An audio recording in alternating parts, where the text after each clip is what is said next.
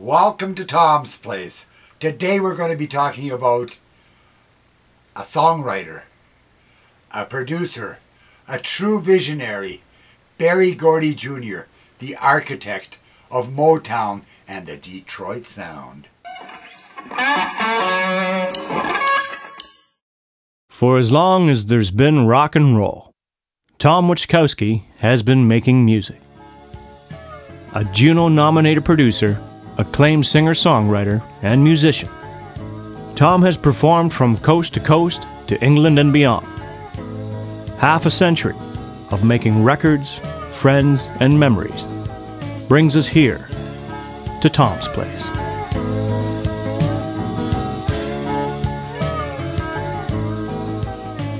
Today we're going to talk about Berry Gordy Jr., a songwriter and producer, best known as being the founder of Motown, Hitsville, USA. Born in Detroit, Michigan in 1929, he was one of 7 children. He tried to be a professional boxer at first, to make some quick cash. That lasted till 1950, till he was conscripted into the army and sent to Korea. Upon his return in 1953 from Korea, he married his school sweetheart, Thelma, and got more into songwriting, which had been a bit of a hobby for him before he even left for Korea. As fate would have it, later on that year, he would meet Jackie Wilson, and this was the beginning of Berry Gordy and Motown.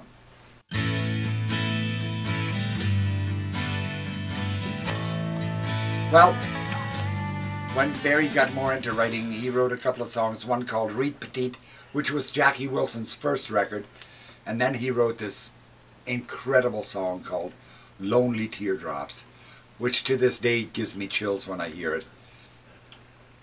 Half because of the song and half because of the performance by Jackie Wilson.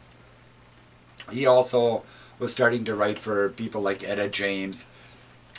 Songs were regional hits, but he had to take it one step further.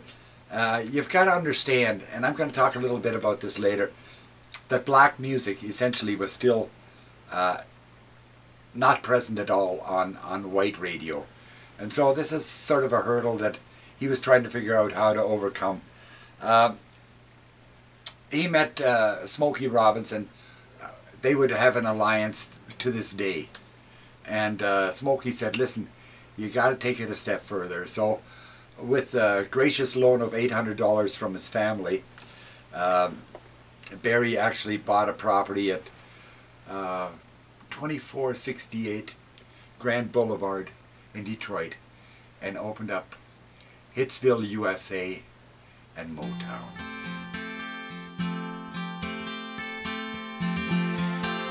As I was mentioning, in 1959 Berry bought this house on Grand Boulevard in Detroit and set up Hitsville, USA.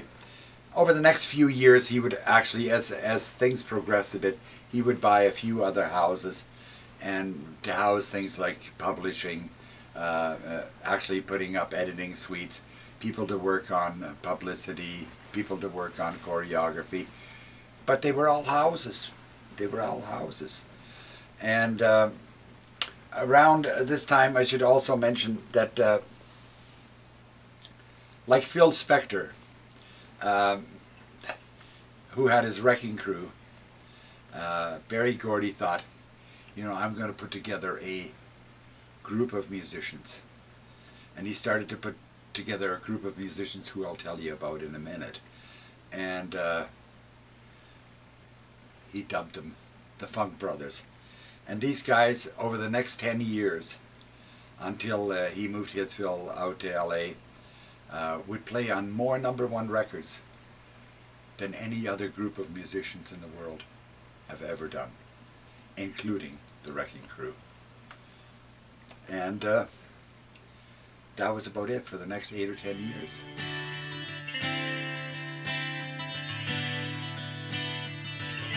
These musicians, the Funk Brothers, I have to tell you, probably I'm the biggest fan of the Funk Brothers. Of all the sort of groups of musicians or studio musicians, we're going to be talking about a lot of studio musicians as this series goes along.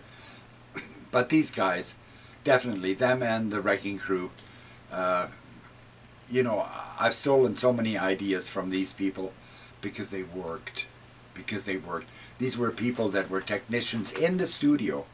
And I'd like to mention some of the names of the people in the Funk Brothers. There was Joe Hunter and Earl Van Dyke, who were the keyboard guys. And if you listen to the Motown stuff, they were so integral. My idol of all time, James Jamerson on bass. Well, until his death in 1967, then he was replaced by a white chap, by the way, whose name was Bob Babbitt. Bob Babbitt and I actually became friends via the internet and email. I wrote him a letter one time. He was gracious enough to send me a letter back. And then we became kind of email buddies until he passed away. And again, you know, when I listened to guys like that play, it almost made me want to amputate my fingers. They were so good, you know. But it wasn't only their technicality, it was their feel, the way they approached the music. And that was the thing about the Funk Brothers. I hate to use an old cliche, but they were so in the pocket that, you know, you had guys like Joe Messina on guitar, Jack Ashford on vibraphone, marimba, Eddie Bongo Brown on percussion, you know, Uriel Jones, as he was actually like the third drummer. And, you know, there was a couple of guys that came along, white guys like Dennis Coffey, who was born in Pittsburgh, and then of course Bob Babbitt, who I was talking about. But the Funk Brothers were the success of Motown. Unfortunately, they never got one mention on any record.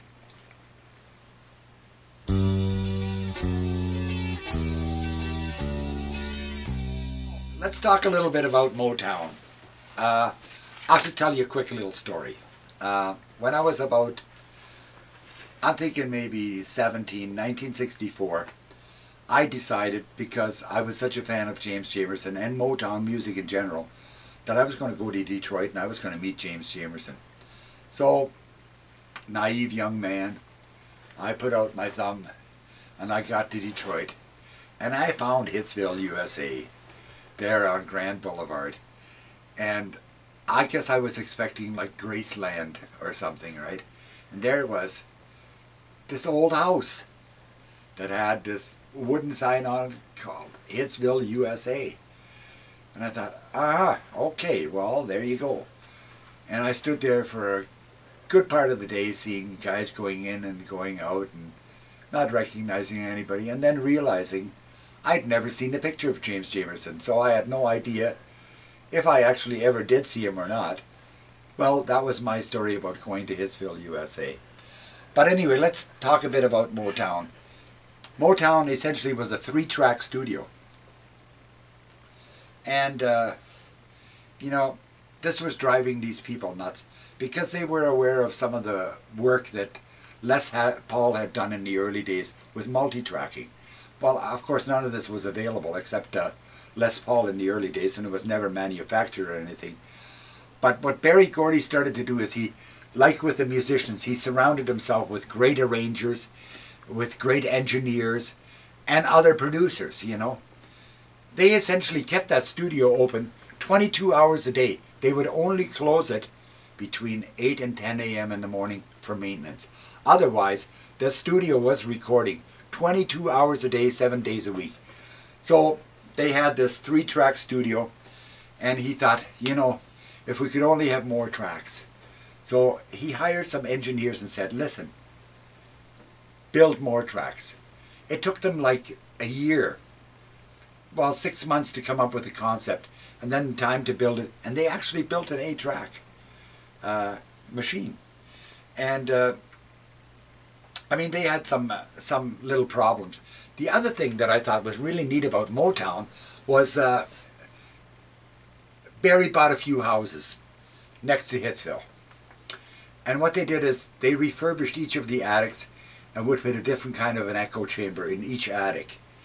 And then there would be miles of cabling running back to Hitsville into the console. Well, of course, today you can have it all in the console already, but you couldn't in those days. So that's where a lot of that sort of, can I call it dark reverb and bright reverb and light reverb came from on those records that you hear today from Motown. He was a brilliant man and surrounded himself with good people that made this all work.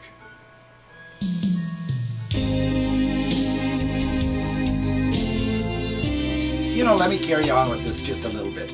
So they had this 3-track studio, but also it was their, again, and I stress this with each of the producer in this series, their miking techniques. Again, they, you know, got into the ambient mics. Also, if you ever saw pictures of Hitsville, they weren't the biggest studios, but they were. There was a lot of wood, and they were very warm, and all of these guys were so close together. It was almost like recreating the Phil Spector thing, but by accident. Phil Spector did it on purpose. He hauled in 100 people into the studio and gave everybody something to do and set up these mics and said, go to it. And what bled from this into that, it didn't matter, because it was all part of his wall of sound. Well, with Berry Gordy, by having these 10 musicians, the Funk Brothers in there, plus maybe a singer or two or whatever, and there not being the space, it created the same sort of situation, because there would be bleed from this into that, which again, along with the echo, created that big Motown sound. If you listen to like the Four Tops doing, you know, Stand in the Shadows of Love, or if you listen to the Contours doing Do You Love Me, or if you listen to the Supremes, Where Did Our Love Go, all of those songs have that big, big sound. And that was all created by the warmth of their miking techniques and the reverb from these various attics. You know, as time went along, actually, Berry had about 8 houses in a row there. And at one point he employed 450 people doing various jobs just to get this whole machinery going. And at that time they were starting to build out and, you know, making sure that the records got into stores. There would be literally 100 people on the road going to radio stations with records, not necessarily always saying, this is a black group, this is a new group, right? And as the early 60s started to progress, you started to hear more mainstream black music. That was one of the geniuses of Berry Gordy. You know, let's talk a little bit about the groups that Berry produced. As with most producers, well, maybe Phil Spector being a little bit different, because Phil also did all kinds of different people. But a lot of producers are sort of in one genre, and they'll do maybe 2 or 3 acts. Like George Martin, you know, he did certain things, but essentially he did the Beatles, you know. And if you look at certain producers, you know, they'll just do 2 or 3. Gary Katz, all he ever did was Steely Dan. He did one project besides that, which was Mark Jordan. But Berry Gordy, he produced, and I'm going to have to read some of these, the Miracles, the Contours, the Supremes, Mary Wells, Marvin Gaye, the Temptations, the Four Tops, Gladys Knight and the Pips, the Jackson 5, Martha and the Vandellas. Who can forget Heatwave by Martha and the Vandellas? Stevie Wonder. I saw Stevie Wonder when he was 14 years old playing in Kitchener. He had a record out called Fingertips Part 2. Brilliant. A Berry Gordy production. He also promoted some white groups, including Rare Earth, Get Ready, and there's got to be a Canadian sort of connection here somewhere. So if you go way back, and I've talked about this before, the Mynah Birds were the first Canadian and white band that Motown took on, and that was the band with Neil Young and Rick James.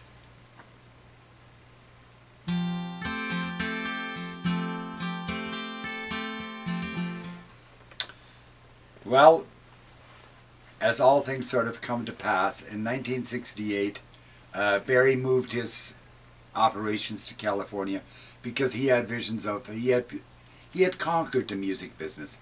The next thing he wanted to do was conquer stage and film. So as he got into California, he got involved into producing movies and the music for movies. He did a couple of films with Diana Ross. One was called Mahogany, which was, they were nominated for an Oscar. And the other one was called Lady Sings the Blues, which was actually the story of Billie Holiday. Again, Diana Ross was in the lead role and she was nominated for an Oscar for that one. He was still producing music. He was doing people like the Commodores, Lionel Richie, Rick James, Stevie Wonder, and the Jacksons. He finally sold his interests in Motown for $61 million to MCA. Goes to show you what kind of an empire he had built up. Now that was for Motown only. A little bit later, he sold the publishing to EMI for $330 million. Not bad for a poor kid from the projects in Detroit.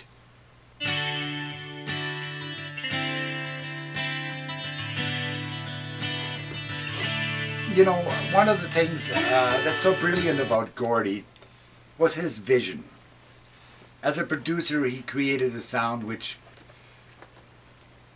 became known as Motown. And if you say Motown to anybody, they relate.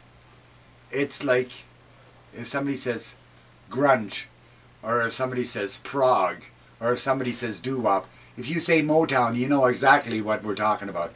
We're talking about the Supremes, the Four Tops, the Contours, you know, all of these different acts. That was one of his brilliance.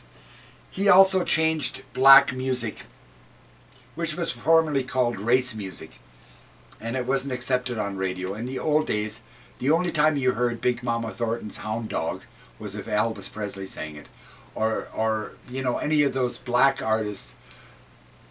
They were played on minor black stations, and the only time you heard these songs was homogenized versions by white singers like Pat Boone or Elvis Presley or whoever, right? He changed all of that. For the first time you heard these songs performed and recorded and played on radio by the artists that actually wrote them. That's what the brilliance of Berry Gordy was.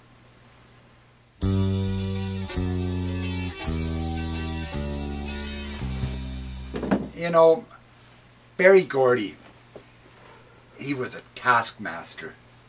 And he worked his artists and musicians to the bone. He didn't settle for mediocrity. And he paid attention to all of the details. It didn't matter. He was a visionary. He saw the acts in the studio. He heard the sound. He saw them on stage, what they were dressing, how they were moving. That's why he surrounded himself with all of these people. He said, okay, great. You've written great songs for the Supremes. Now let's get them dressed. Now let's get the movement. Let's get the band for on the stage. He was involved in all of those aspects of every artist. Of every artist. Of course, he had his favorites. The Supremes were definitely one of his favorites. Berry Gordy was finally inducted into the Rock and Roll Hall of Fame in 1988. And this coming June, well, 2013, June the 13th actually, 2013, he will be inducted into the Songwriters and Producers Hall of Fame. Berry Gordy, a visionary. Motown.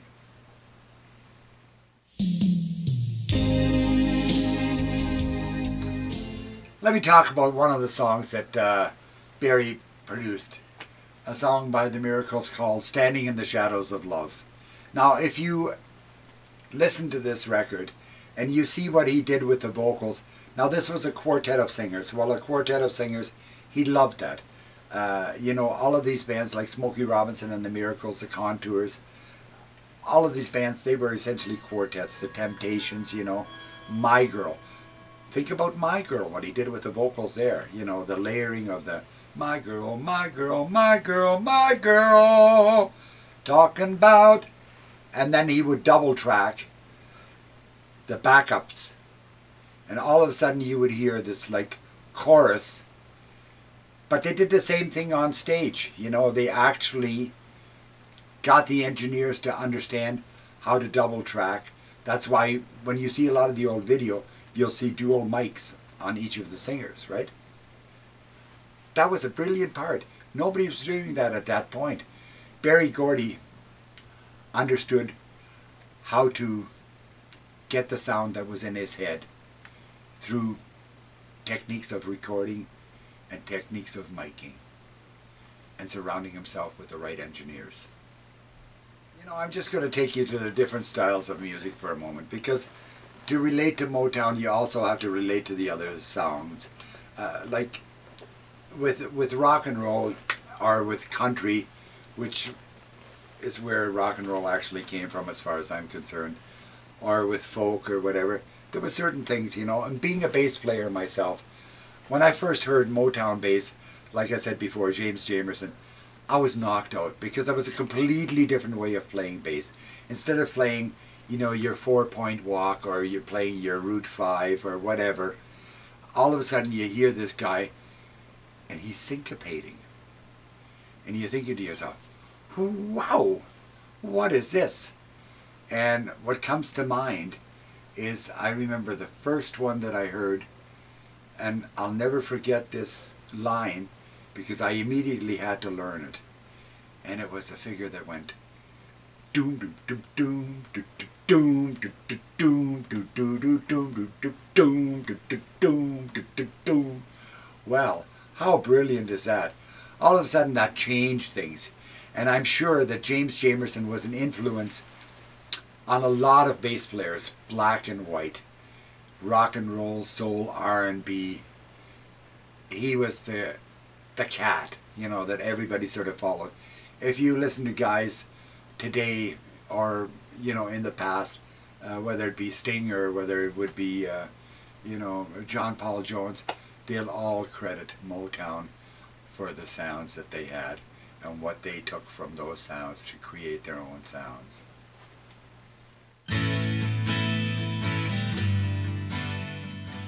You know, I always try to think of something to leave you with when I'm talking about these different people. I always try to relate it to my own experience as a producer. Now, as a producer, and I've talked about this before, and I'll probably mention it again because I tend to repeat myself. That's my age, I guess. That's coming through. Is become a sponge. You know, as you're listening to these various things, and you're trying to develop your own techniques in production, don't be afraid to take the good of what you hear from various producers. With Berry Gordy, it was that attention to detail and surrounding himself by the best musicians that he could find. Don't compromise when you're doing a session. Don't feel you have to hire this guy or use this guy because he's your buddy. Make sure that this is the best player for that particular session, which is what he did. He said, okay, you guys can come in here, but these are the guys that are playing. It's like when Brian Wilson did his Beach Boy stuff, he said, great, this is going to be our new record, but the Wrecking Crew is going to be playing the music. Phil Spector doing whoever he did, whether it was the Righteous Brothers, Ike and Tina Turner, whatever, he said, great, we're going to record these songs, you'll be singing them, but the Wrecking Crew is going to be playing. You know, it was the same situation in Britain.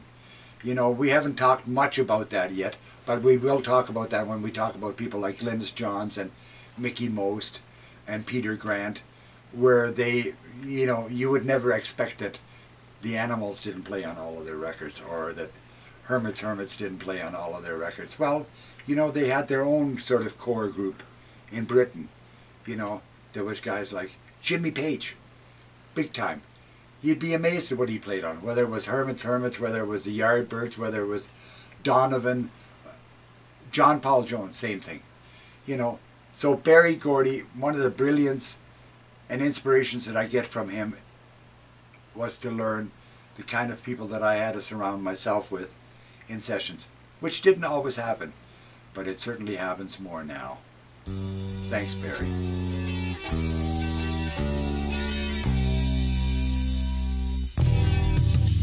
I was down at the station waiting before the 6:30 to Tulsa.